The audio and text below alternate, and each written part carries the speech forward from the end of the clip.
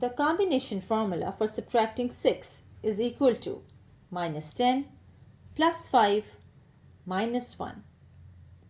Notice that this formula is actually a combination of big friend formula and the small friend formula.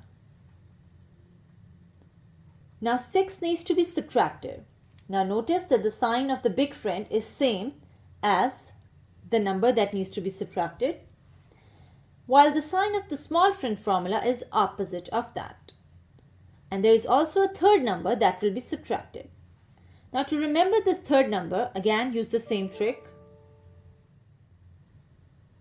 Take out your one hand and think how many more fingers you need to make it 6.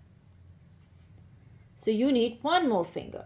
The formula is minus 10 plus 5 minus 1.